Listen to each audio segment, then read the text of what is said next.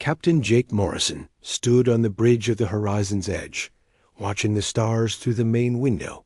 The ship was 3 months into its mission to explore the Kepler 442 system.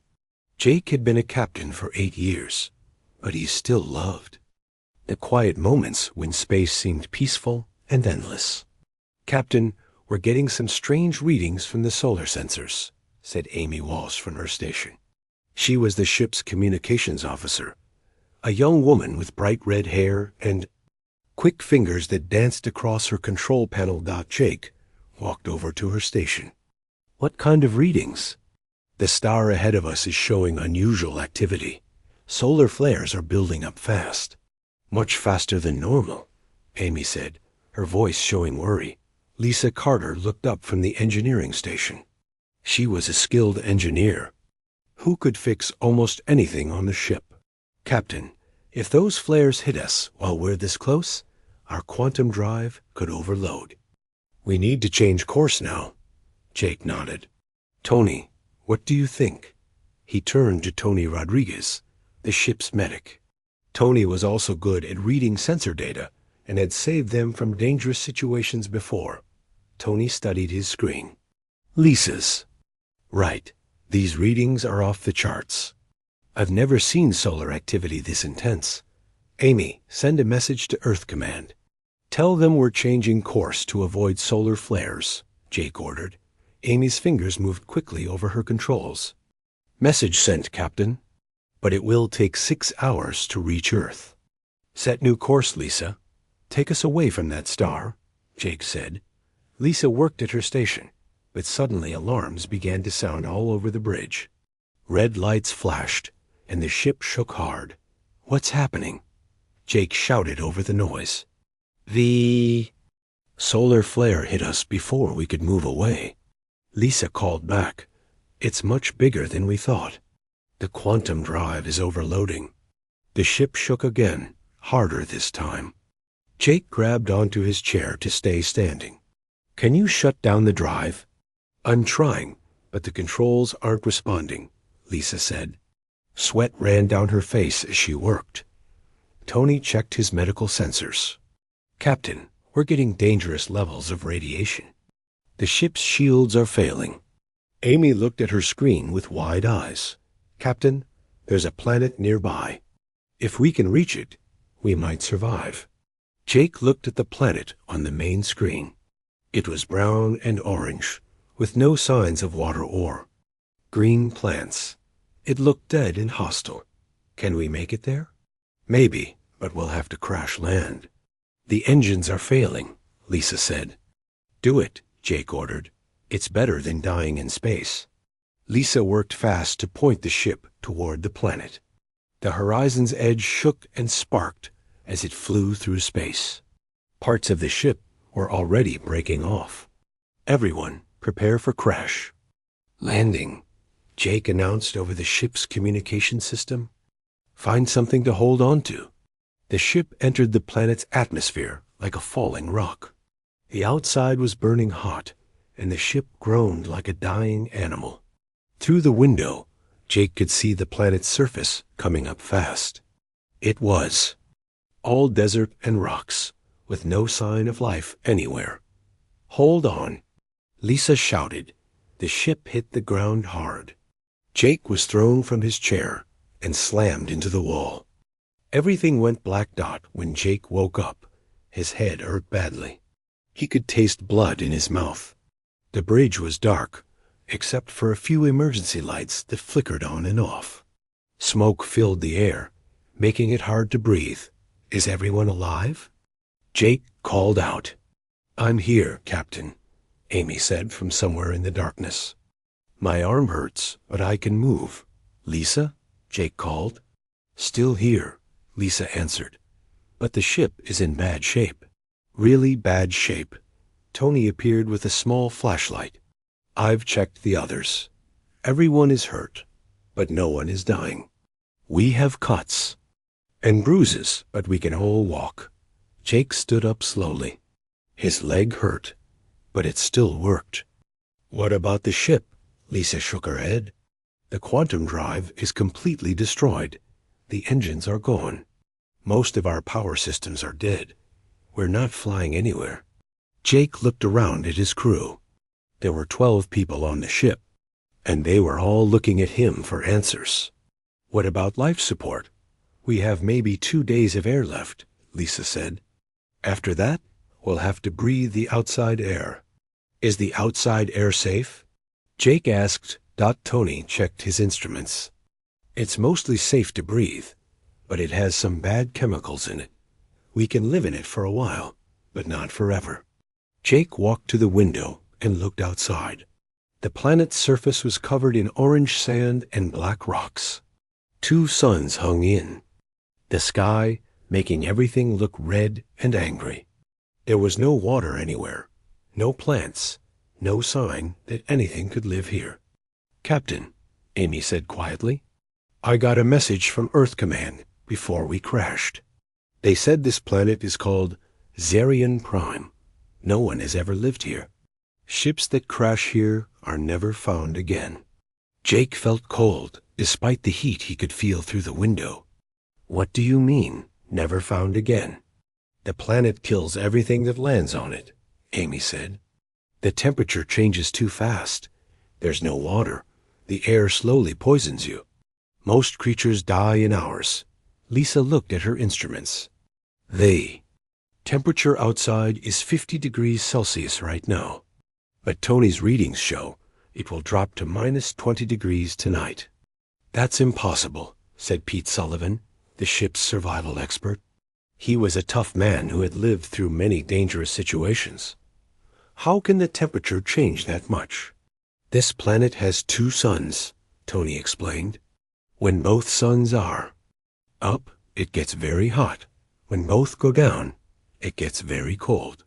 And they don't follow normal patterns." Jake thought about their situation. They were trapped on a planet that killed everything, with no way to call for help and limited supplies. Most captains would give up, but Jake had something that many captains didn't have: a crew that never gave up.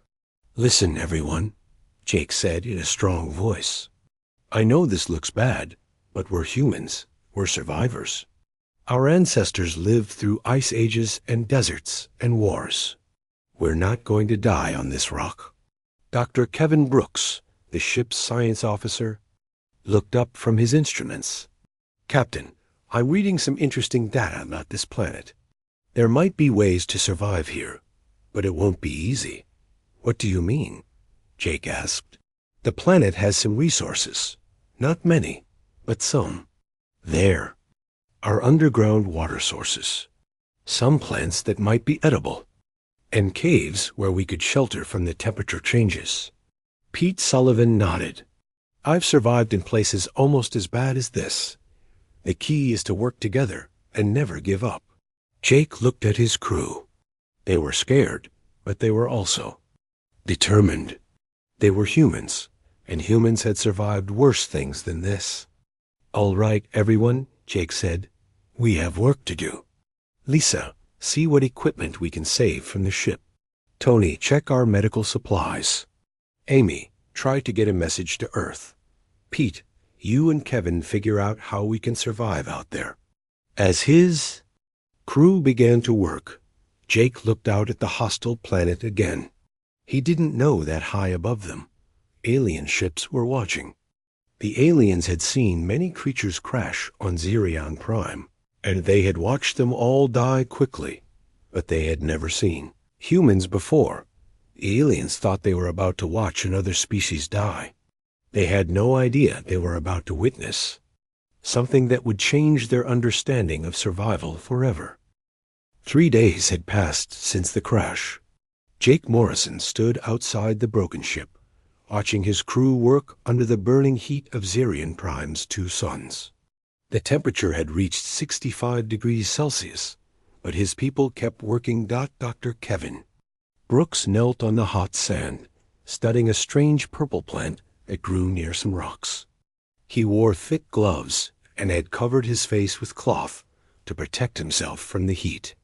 "This is interesting," he said to himself. "What did you find, Kevin?" Jake asked, walking over to him. These plants are full of poison, Kevin said. But look at this. He pointed to the plant's roots. The roots store water. If we can find a way to clean out the poison, we might have a water source. Jake nodded. Show Lisa. She might know how to make a filter. Near the ship, Lisa Carter was building something that looked like a metal tent. She had taken pieces of the ship's hull and bent them into a shelter. Sweat poured down her face, but she kept working. Lisa, how's the shelter coming? Jake asked. Almost. Done, she said, not looking up from her work. This should protect us from the worst heat during the day and keep us warm at night. Tony Rodriguez appeared from inside the ship, carrying a box of medical supplies. Captain, I've got good news. And bad news. Give me the bad news first, Jake said. We're already showing signs of poison from breathing the air. Nothing deadly yet, but we need to find a way to clean the air we breathe. And the good news? Tony smiled. Our bodies are adapting faster than I expected. Humans are tougher than I thought. We can probably survive here longer than most species. Amy Walsh came running from the ship's communication room. Captain, I got a weak signal out. Earth knows we're here, but they can't send help for at least 6 months. Jake felt his heart sink, but he didn't show it. 6 months? Can we survive? That long? We have to, Pete Sullivan said, joining the group. I've been exploring the area. There are caves about 2 miles from here. They might provide better shelter. High above them, invisible to human eyes, is Zephyrian ship Void Watcher. Hung in space. Inside the ship, 3 alien beings watched the human survivors through advanced sensors. Commander Veltar was tall and thin, with blue skin and large black eyes. His people, the Zephyrians, had been space travelers for thousands of years.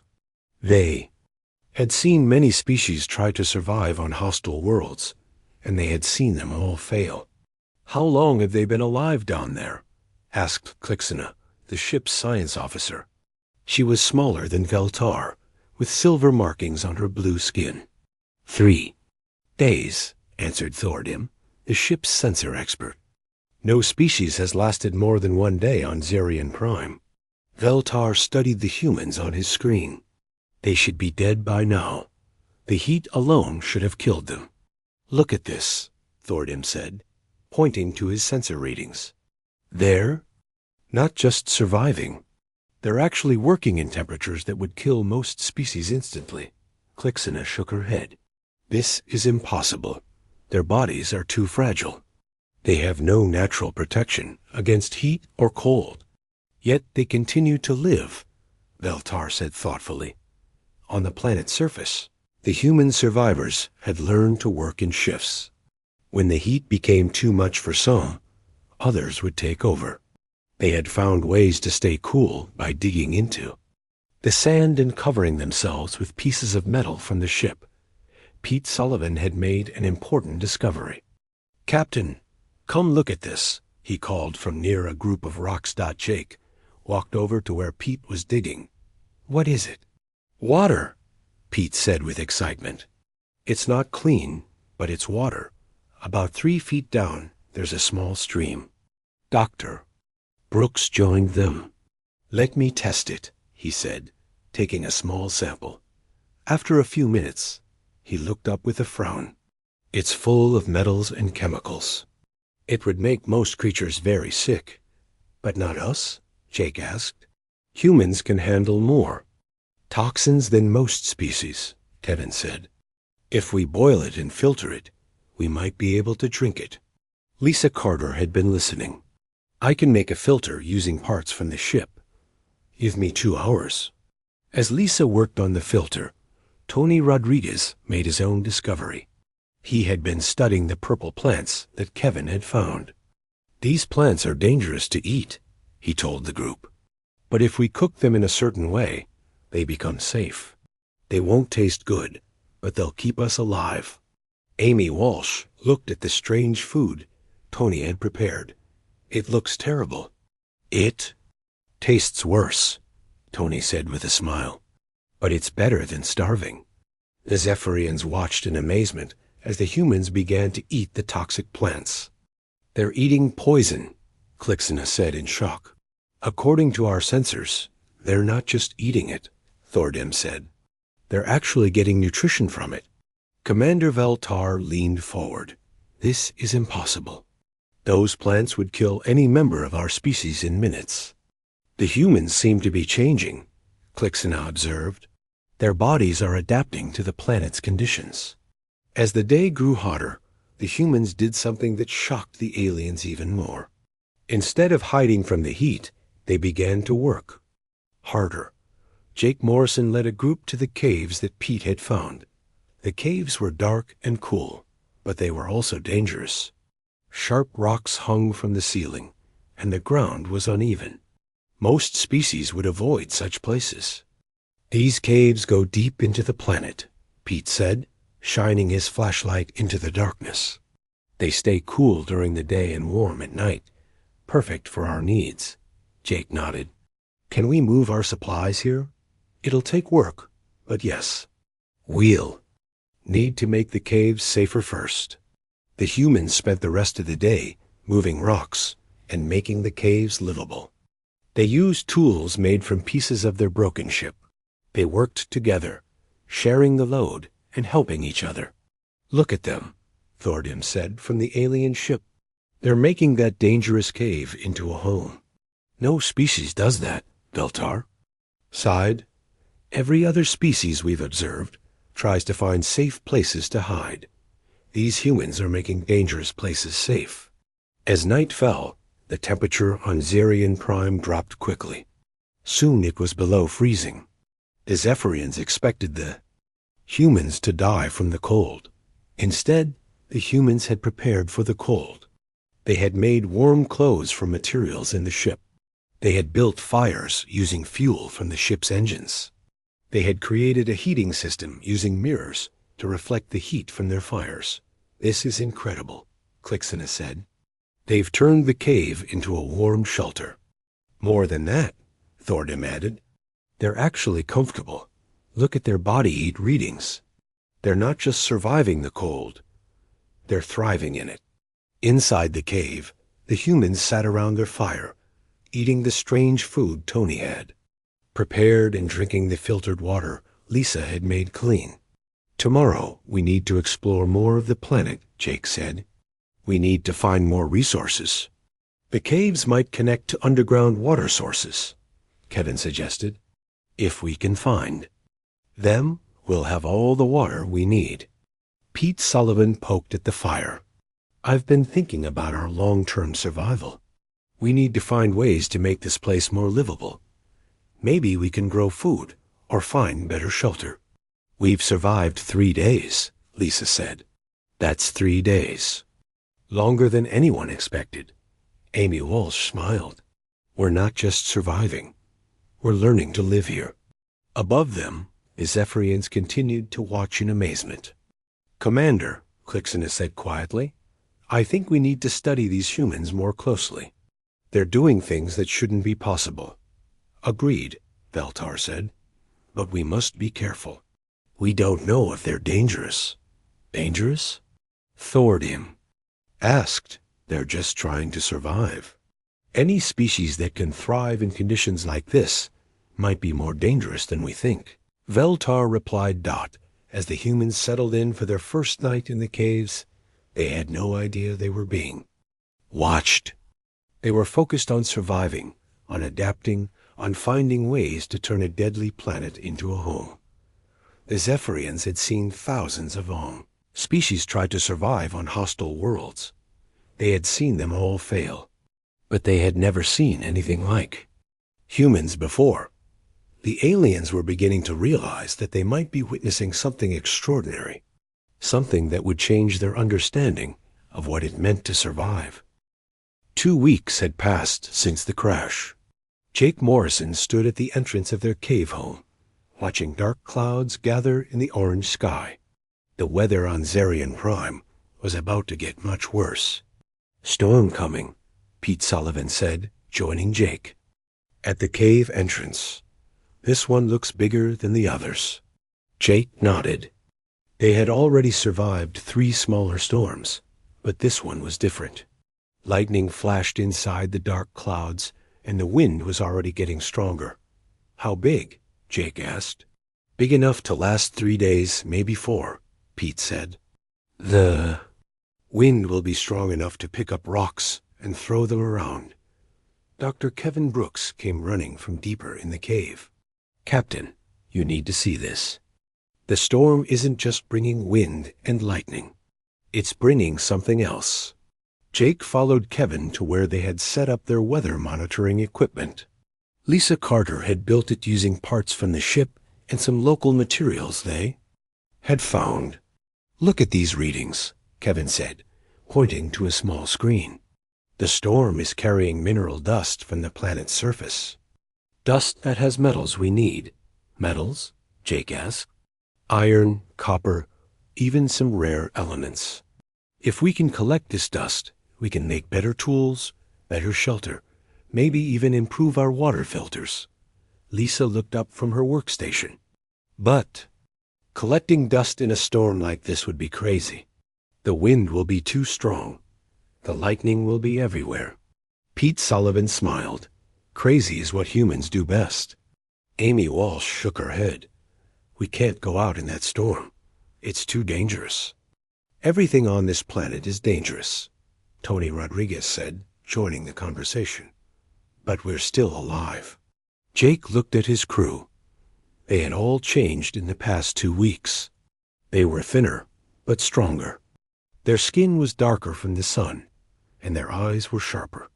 They had adapted to this hostile world in ways that seemed impossible. What do you think, Pete? Pete, Jake asked. Can we do it safely? Pete studied the storm clouds.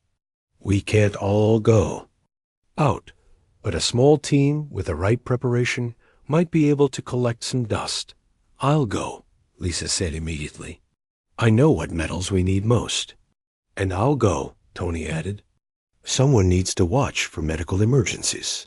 Count me in, Kevin said. I want to study the dust as we collect it. Jake made his decision.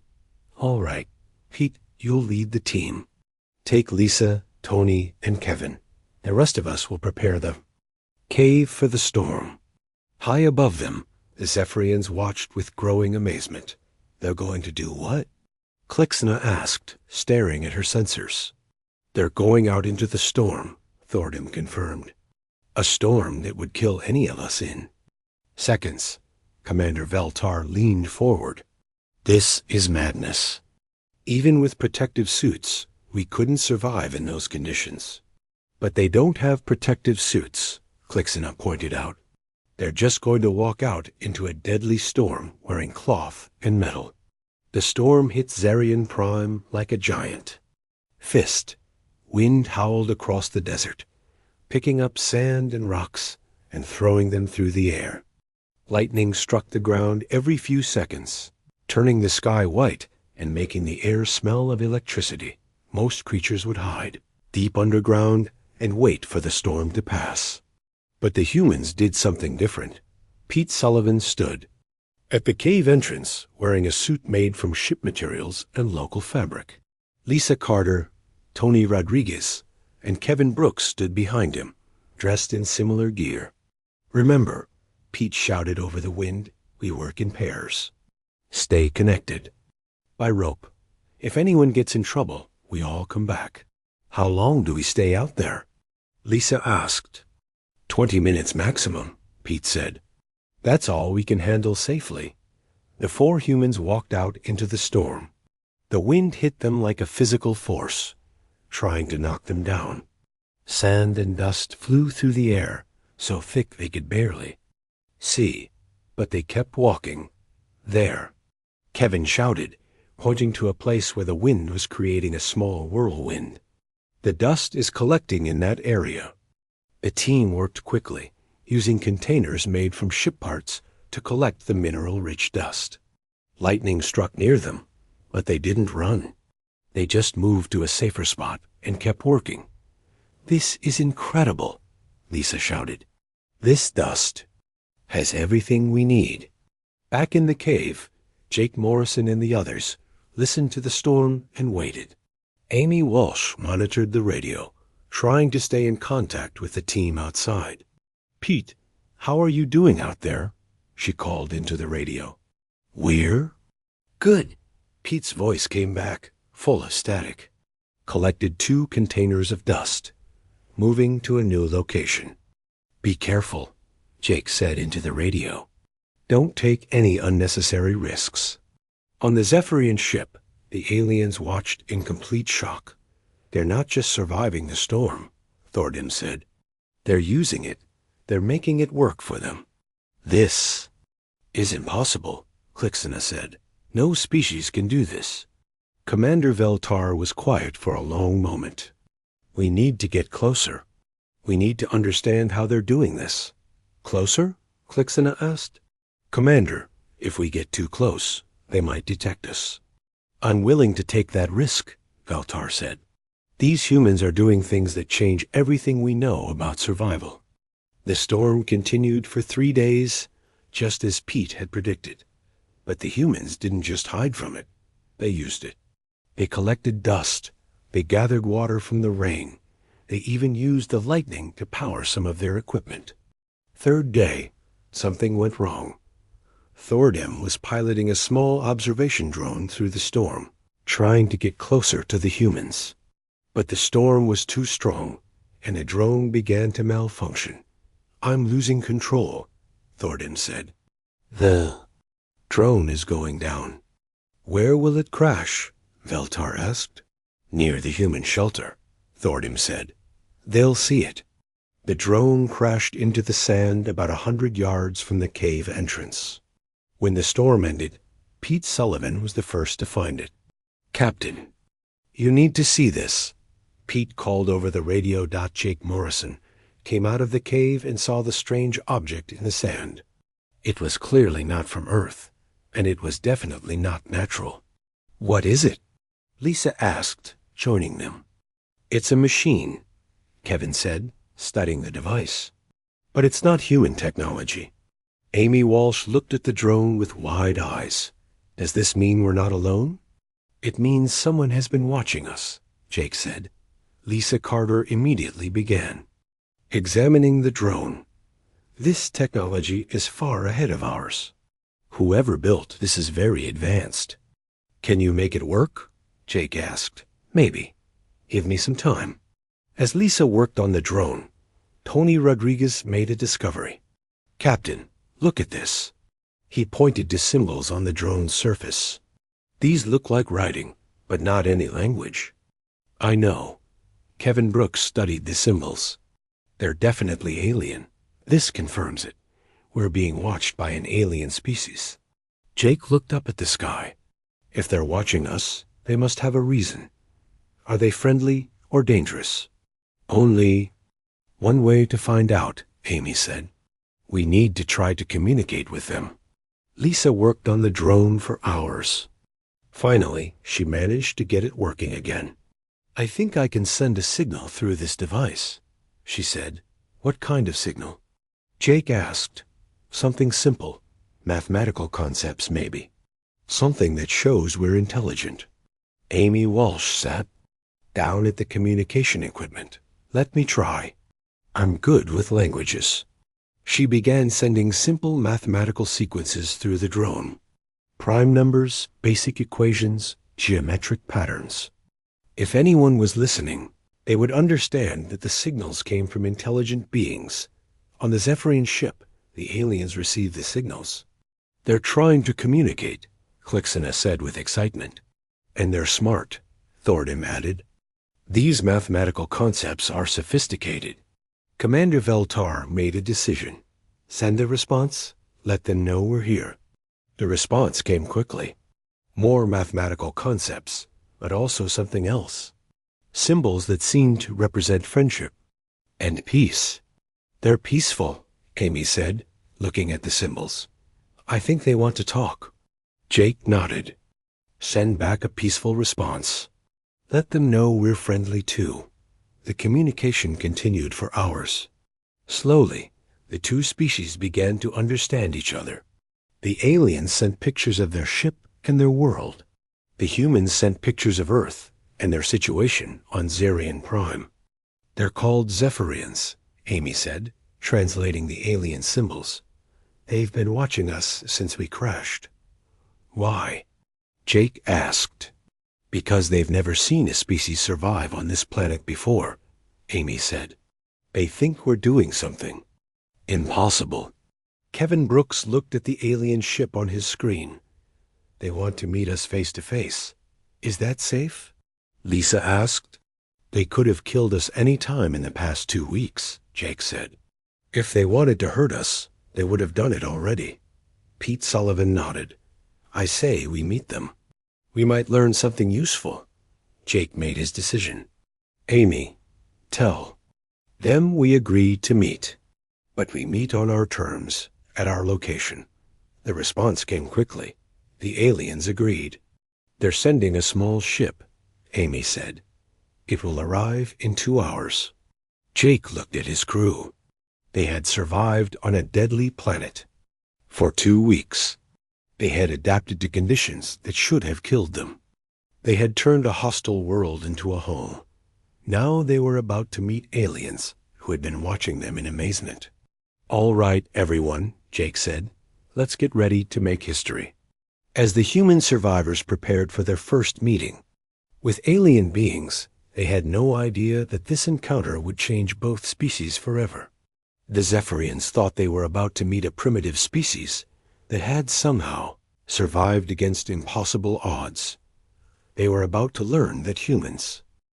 The alien ship landed softly on the sand outside the cave. It was small and elegant, with a blue metal surface that seemed to glow in the light of Zerion Prime's 2 suns. Jake Morrison and his crew stood at the cave entrance, watching as a door opened in the side of the ship. 3 figures stepped out. They were tall and thin, with blue skin and large black eyes. They wore silver suits that seemed to protect them from the planet's harsh environment. Remember, Jake said quietly to his crew, we're representing all of humanity right now. Stay calm and friendly. The tallest of the 3 aliens approached them. He moved slowly, as if he was being very careful. When he was about 10 feet away, he stopped and raised his hand in what seemed to be a greeting. I am Veltar, the alien said. His voice came from a small device on his suit. I am the commander of the ship that has been watching you. Jake stepped forward. I'm Captain Jake Morrison. These are my crew members. We're pleased to meet you. Veltar seemed surprised. You are not afraid of us? Should we be?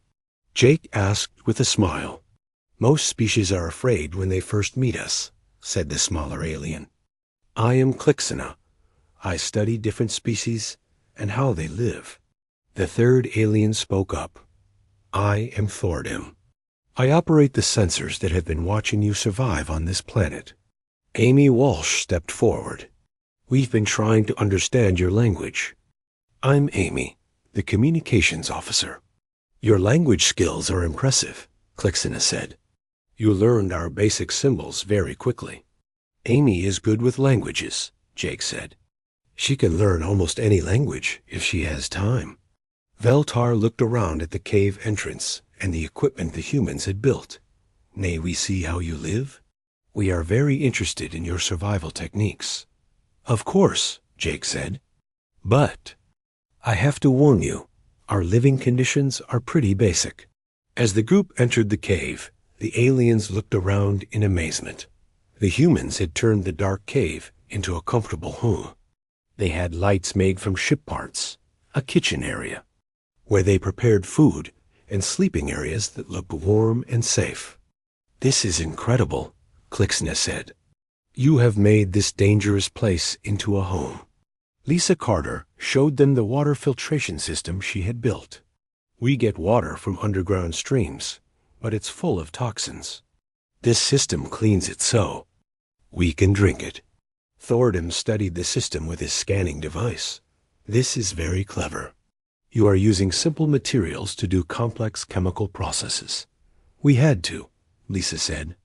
It was either build a filter or die of poisoning. Dr. Kevin Brooks joined them, carrying some of the purple plants they had learned to eat. These plants are poisonous in their natural state, he explained. But if you cook them properly, they become safe to eat. Beltar looked shocked. You eat poison? We eat lots of things that would be poison to other species, Tony Rodriguez said, joining the conversation. Humans can handle toxins that would kill most creatures. But how? Klixina asked. Your bodies don't look any stronger than ours. We adapt, Tony said. Our bodies change to handle new conditions. It's how humans have survived for thousands of years. To demonstrate, Tony showed them his medical equipment. When we first arrived, we were all getting sick from the air and water, but look at our blood tests now. He showed them the results on a small screen. Our bodies have changed. We're processing the toxins better. The aliens looked at each other. In amazement. This is impossible, Thordium said. Bodies don't change that fast. Human bodies do, Tony said with a smile. We're very adaptable. Pete Sullivan offered to show them how the humans had survived the recent storm. Most species would hide from a storm like that, he said, but we used it to gather resources. You went out into the storm? Veltar asked. That storm had winds, over 200 kilometers per hour. We had to, Pete said. The storm was carrying metals we needed, so we figured out how to work in it safely. Safely? Klixina asked. How is working in a deadly storm safe?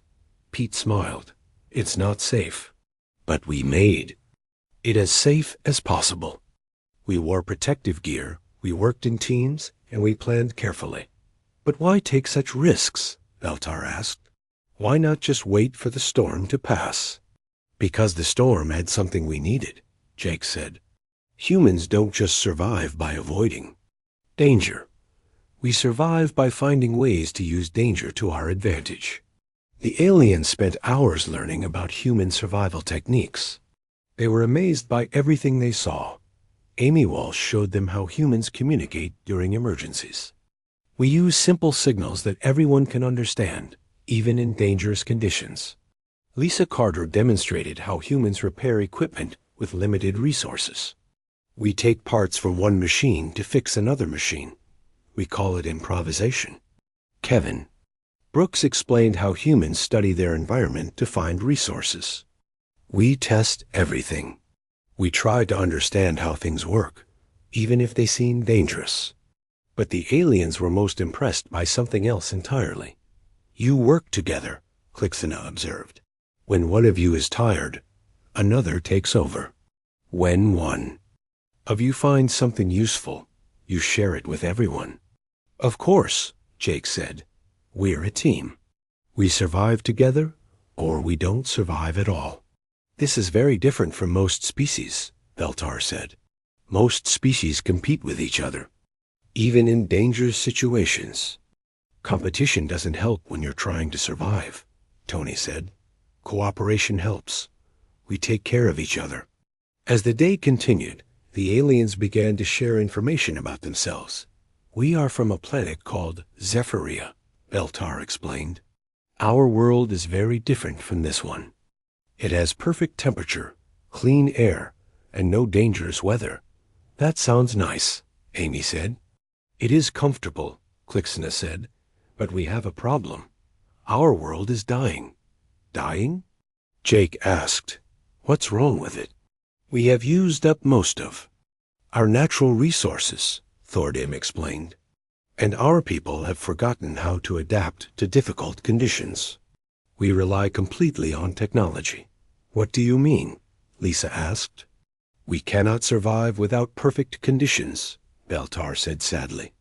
If our technology fails, we die. If the environment changes even a little, we cannot adapt. That's why we've been exploring space, Klixina added. We're looking for new worlds to live on. But every planet we find is too hostile for us. Kevin Brooks looked thoughtful. What kind of planets have you found?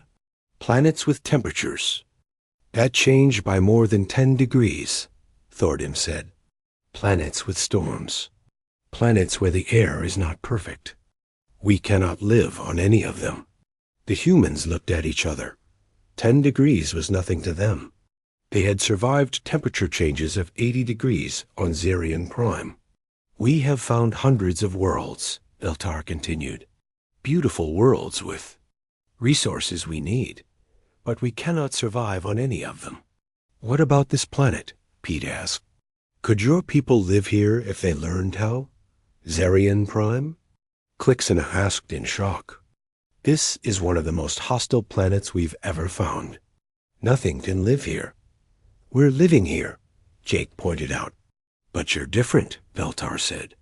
You're special somehow. We're not special, Tony said. We're just human. And humans can learn to survive anywhere. Could you teach us? Clixena asked quietly. The question surprised everyone. The aliens had advanced technology that could travel between stars. The humans were survivors with basic equipment. But the aliens were asking the humans to teach them. Teach you what? Jake asked. How to survive, Veltar said. How to adapt. How to live on planets that are not perfect. That's a big request, Pete said. Survival isn't just about techniques. It's about thinking differently. What do you mean? Thordim asked. Survival means accepting that things will go wrong, Amy explained. It means being ready to change when conditions change. It means working together, even when you're scared, Lisa added. It means never giving up, even when everything looks hopeless, Kevin said. Veltar looked at his fellow aliens. These are things our people have forgotten. We have lived with perfect technology for so long that we don't know how to handle problems. Maybe we could help each other, Jake suggested. You could teach us about your technology, and we could teach you about survival. You would do that? Clixena asked. Even though we are strangers? You're not strangers anymore, Jake said. You're friends who need help. The aliens were quiet for a long moment. Finally, Veltar spoke. Captain Morrison, what you offer is very generous. But I must be honest with you. Learning to survive the way humans do would be very difficult for my people. We are not used to hardship. Everyone can learn, Tony said. It just takes practice and patience. And the willingness to fail sometimes, Pete added. You won't get everything right the first time. Failure is part of learning, Amy said. Humans fail all the time. But we keep trying until we succeed. Clixena looked around at the cave again. You have failed here? Many times, Jake said with a laugh. Our first water filter didn't work. Our first shelter fell down. Our first attempt to cook those plants made everyone sick. But you kept trying, Thordim observed. That's what humans do, Lisa said. We try, we fail, we learn, we try again.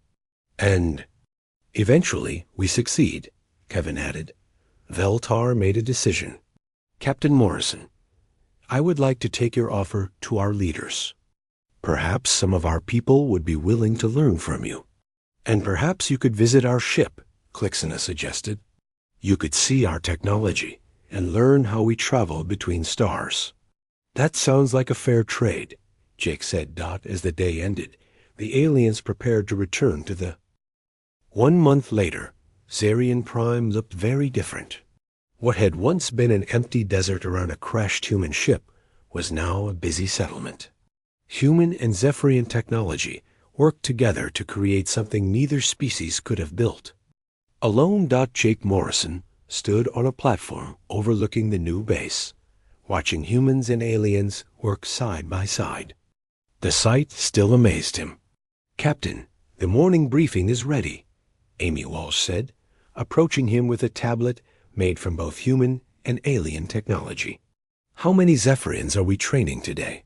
Jake asked. 15 new students arrived. Yesterday, Amy said. That makes 50 total. And 3 more ships are coming next week. Jake nodded.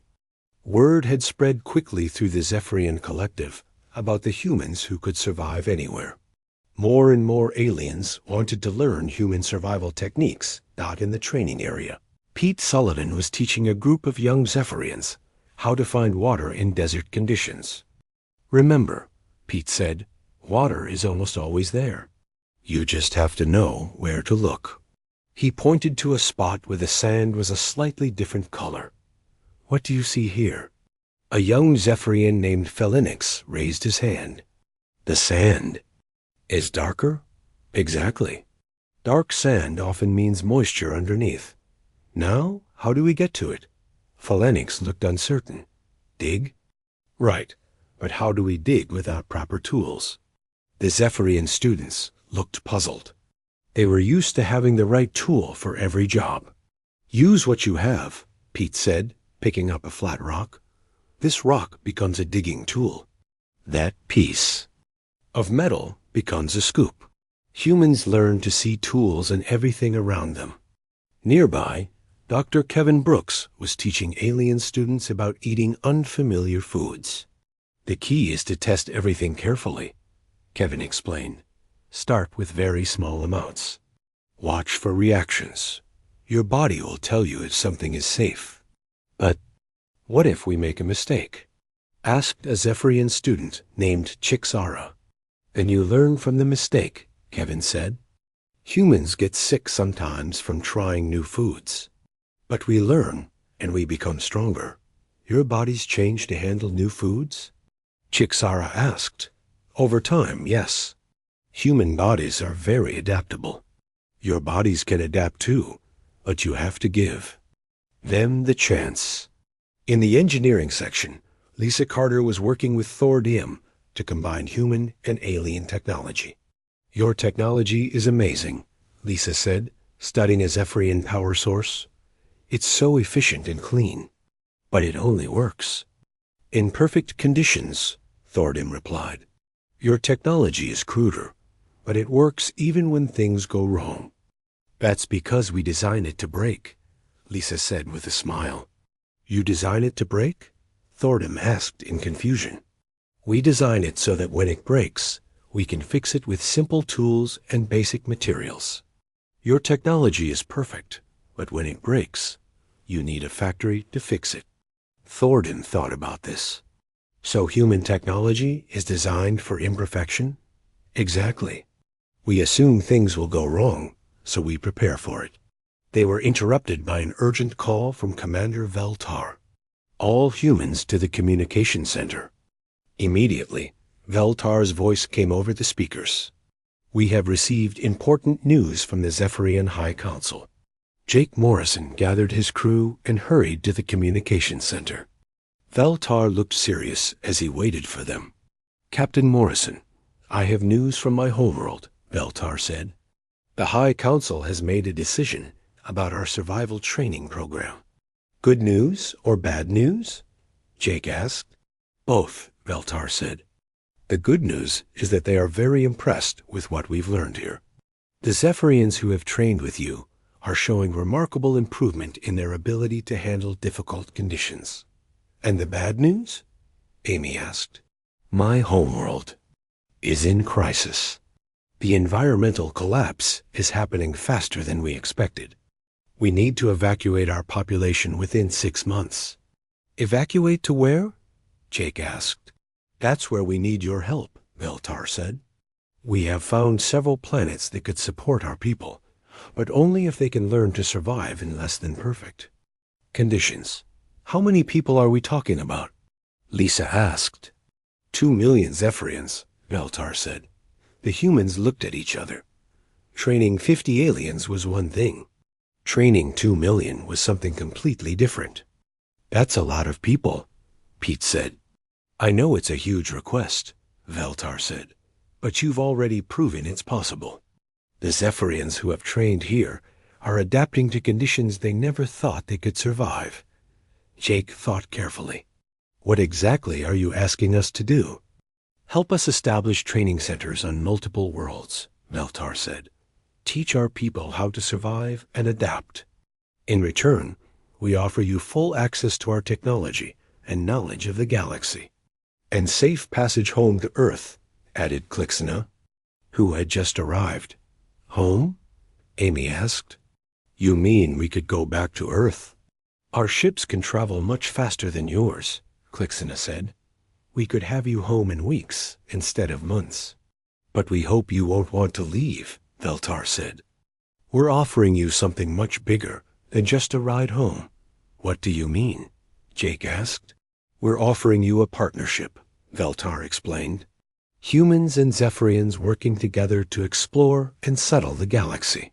You teach us survival. We provide technology and transportation. You're talking about changing both our species forever, Kevin said. Yes, Veltar said. Is that something you would consider? Jake looked at his crew. They had come to this planet as explorers and crash survivors. Now they were being offered the chance to become pioneers in galactic exploration. We need to discuss this, Jake said. Can you give us some time? Of course, Veltar said. But please don't take too long. Time is running out for my people. That evening, the human crew gathered in their original cave to talk about the offer. It's an incredible opportunity, Amy said. We could see the entire galaxy and help save an entire species, Tony added. But it means leaving Earth behind, maybe forever, Lisa pointed out. Does it? Kevin asked. They said they could take us home any time we wanted. That's true, Jake said. But this is about more than just travel. They're asking us to help reshape their entire society. Pete Sullivan had been quiet during the discussion. Finally, he spoke up. Captain, I've been thinking about what we've accomplished here. A month ago, we were just trying to survive. Now we're teaching aliens how to survive. We've already changed their society, and they've changed us too, Tony said. Look at what we've built here. This base is better than anything we could have made with just human technology. The question is, Lisa said, do we want to do this on a galactic scale? Jake thought about everything they had experienced. What do you all think? Should we stay and help them? I say yes, Amy said immediately. This is bigger than any of us. We could help save 2 million lives and learn things that could help Earth in the future, Kevin added. Plus, the galaxy needs more humans, Pete said with a smile. Someone has to teach these aliens how to be tough. I agree, Tony said. But I think we should ask for something in return. What? Jake asked. A guarantee that they'll help Earth if we ever need it. This partnership has to work both ways, Lisa nodded. And we need to make sure that other humans can join us. We can't be the only humans in the galaxy, Jake smiled. So we're all in agreement? Everyone nodded. Double quotes. All right then, Jake said. Let's go tell Veltar that humanity is ready to go galactic. The next morning, Jake Morrison stood before Commander Veltar and the gathered Zephyrian students. Commander Veltar, on behalf of my crew and the human race, I accept your offer of partnership. The Zephyrians cheered in their own way, making a musical humming sound that filled the air. But we have conditions, Jake continued. First, this partnership must include Earth. If we're going to help save your people, you must promise to help humanity if we ever need it. Agreed, Veltar said immediately. Second, other humans must be allowed to join this program. We want volunteers from Earth to come and help. We would welcome them, Veltar said. And third, we want to establish the first training center right here on Zerion Prime. This planet taught us that humans and Zephyrians could work together. It should be the place where we train others. Veltar smiled, which was an expression humans had taught him. Captain Morrison, I believe this is the beginning of a new age for both our species. 6 months later, Zerion Prime was no longer a deadly, empty planet. It was home to the Galactic Survival Academy, where humans taught aliens from dozens of species how to survive and adapt. Jake Morrison had become the Academy's first director. Lisa Carter ran the engineering program, where humans and aliens worked together to create new technologies. Tony Rodriguez led the medical training, teaching alien doctors how to treat injuries and illnesses in harsh conditions. Amy Walsh had become the galaxy's first human ambassador, traveling between worlds to establish new training centers. Pete Sullivan was known throughout the galaxy as the human who could survive anywhere, and aliens came from across the stars to learn from him that Dr. Kevin Brooks had made an amazing discovery. When different species worked together and learned from each other, they all became stronger and more adaptable. But the most important discovery was something simpler. You know what the best part of all this is? Jake said to his crew one evening, as they watched the sunset over their thriving base. "What's that?" Amy asked. "We're not just surviving anymore," Jake said. "We're helping others learn to survive too. And we're making the galaxy a more human place," Liz